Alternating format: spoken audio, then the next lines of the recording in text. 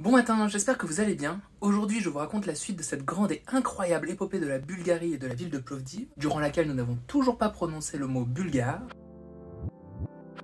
Nous avions laissé derrière nous une ville de Plovdiv, appelée alors Philippopodis, pillée par les Huns, et un empire romain abattu par les Germains qui s'efface en tant que dirigeant de la ville au profit de l'empire byzantin. Attila laisse derrière lui des territoires ruinés et désorganisés, et il semble que la population européenne soit alors en déclin.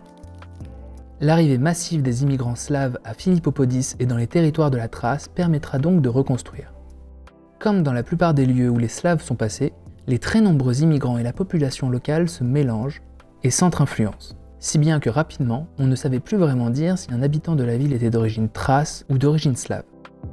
Il semblerait que dans la région, toute cette transformation du paysage démographique se soit faite pacifiquement, et elle était même potentiellement vue d'un bon œil par les locaux, moins par l'Empire byzantin. L'épopée slave conclut le chapitre des grandes migrations européennes qui avaient commencé quelques siècles auparavant avec les migrations germaniques et qui ont provoqué des changements majeurs dans le paysage démographique européen. Les populations du continent seront beaucoup plus stables par la suite, toutefois, quelques années plus tard, en l'an 668, plusieurs centaines de kilomètres au nord-est d'ici, un peuple se fait chasser de chez lui par les Khazars, que l'on connaît sous le nom des Bulgares. En exil, ceux-ci s'installent d'abord autour du delta du Danube, un territoire non revendiqué, où ils s'intègrent avec les tribus slaves et le reste des autres populations locales. Puis quelques années plus tard, traversent le Danube et étalent leur emprise sur ces plaines fertiles le long de la mer Noire. Ils s'installent en plein territoire de l'Empire byzantin, alors trop occupé à se battre contre les Arabes pour riposter. Quand l'empereur byzantin Constantine IV peut enfin faire front, il subit d'écrasantes défaites qui le forcent à reculer jusqu'à Philippopodis, et à abandonner quasiment tout le reste du territoire de la Thrace. Humilié, il est forcé de reconnaître officiellement la naissance du tout premier empire bulgare en 681. Philippopodis redevient un enjeu majeur pour l'empire byzantin pour le contrôle de la frontière nord de l'empire, mais passera finalement sous le contrôle des Bulgares en l'an 863.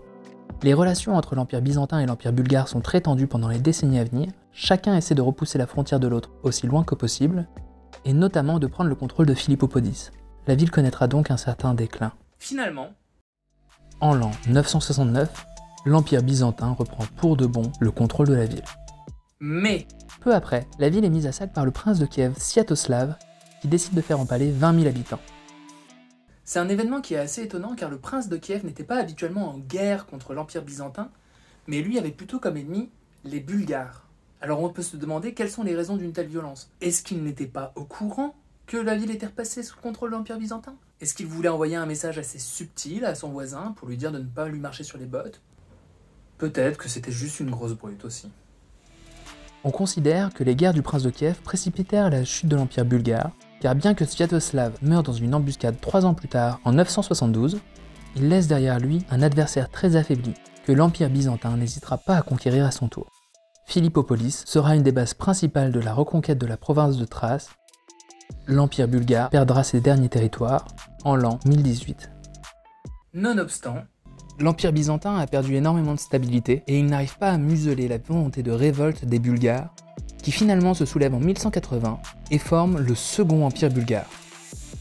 Ils gagnent rapidement le contrôle de presque tous leurs anciens territoires, sauf notablement de Philippopodis, où l'emprise de Constantinople reste bien plus ferme. et paf, Croisade. En 1196, l'empereur Frédéric I du Saint-Empire romain germanique conquiert rapidement la ville et en fait cadeau à son jeune allié, l'Empire bulgare. Mais la greffe ne prend pas vraiment, l'Empire byzantin tient à sa possession et se bat pour la récupérer.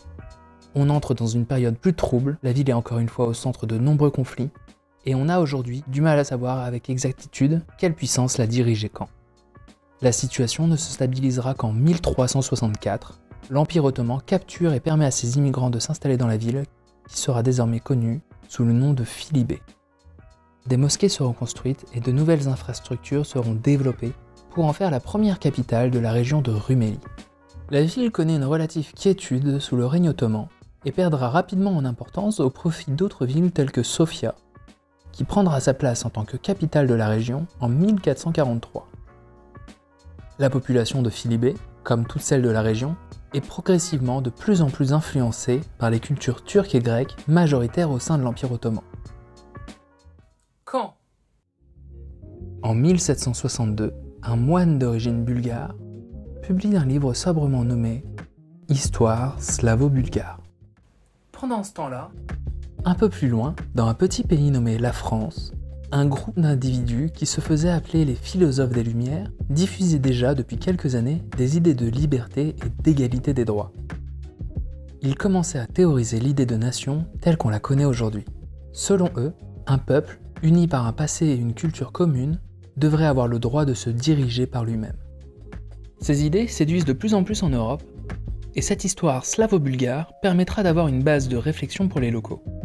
C'est là le début du mouvement de la Renaissance nationale bulgare, un mouvement politique et intellectuel qui visera à reconquérir l'identité du peuple bulgare. d'ailleurs, tant qu'on parle de révolution culturelle, je vous invite, si vous le voulez bien, à mettre un petit like, un petit commentaire, vous abonner, etc. C'est toujours super motivant, super encourageant d'avoir vos retours. Et puis, qui sait, ça permettra peut-être de faire progresser la chaîne. Les premières manifestations de ce mouvement se feront par la demande du retour à l'utilisation de la langue bulgare, à l'écrit et pour l'éducation. Une autre manifestation de ce mouvement se fera par l'architecture. Les nouvelles maisons bourgeoises qui se construisent adoptent alors un style radicalement différent. On délaisse les traditions grecques et byzantines pour essayer de faire revenir des éléments de la tradition slave du pays.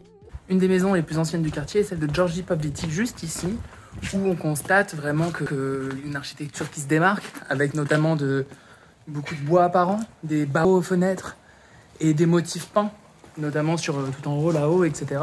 Lors du développement de ce mouvement, Philibert redevient un centre d'attention important. La population s'y rassemble, échange des idées et critique l'empereur, puis commence à planifier une révolution. Ce sera une action commune, simultanée à l'échelle du pays. Suite à quoi? En avril 1876 débute l'insurrection bulgare, une tentative du peuple de prendre le pouvoir par la force qui sera violemment réprimée par l'Empire ottoman. Les prisons de Philibert débordent de prisonniers et on pend certains révoltés dans les rues sans aucune forme de procès pour régler le problème et dissuader. De nombreuses personnalités européennes seront choquées par la situation et certains grands noms tels que Victor Hugo, Charles Darwin ou encore Oscar Wilde prendront ouvertement position contre l'Empire ottoman et demanderont aux puissances européennes d'agir. Des délégations de diplomates seront envoyées, à Philibert notamment, mais les négociations n'aboutiront pas. L'opinion internationale à l'égard de l'Empire ottoman changera toutefois drastiquement. En 1877, la Russie déclare la guerre à l'Empire ottoman, qui avait alors perdu tous ses alliés. Il revendique certaines terres et la libération des peuples opprimés. Puis, le 3 mars 1878 est signé le traité de San Stefano, ce jour qui est désormais célébré en Bulgarie comme le jour de l'indépendance. malgré cela, Sous l'influence occidentale, qui préférait ne pas voir un nouvel acteur majeur se développer au sein des Balkans, la Bulgarie n'est pas restaurée en tant qu'entité unique, mais divisée. Sofia, par exemple, sera la capitale de la principauté de Bulgarie, et Plovdiv, le nouveau nom de la ville de Philibert, sera la capitale de la Roumélie de l'Est. Ces deux parties du pays seront réunies en 1885, mais le pays continuera d'essayer de récupérer d'autres territoires jusqu'à la Première Guerre mondiale, qu'ils perdront. Puis, durant la Seconde Guerre mondiale, la Bulgarie sera une alliée peu coopérative de l'Axe, et suite à la défaite, elle deviendra un allié peu volontaire de l'Union soviétique. En 1954, les dirigeants soviétiques décident donc d'ériger un grand monument de 11 mètres de haut en hommage aux soldats russes morts lors de la guerre, et qui rappellera en permanence que le peuple bulgare ne se battait pas dans le bon camp lors du conflit. peut-être que le but était aussi de faire ressentir à quel point la mère patrie était grande et puissante et dominante. C'est le genre de truc que les soviétiques aimaient bien faire aussi. Plovdiv est une parfaite allégorie de la Bulgarie, à la fois complexe et charmante, à l'histoire extrêmement riche et aux héritages multiples. Elle aura dû lutter pour exister, mais peut aujourd'hui faire face avec optimisme à son avenir, sans oublier de se faire plaisir et de profiter du présent.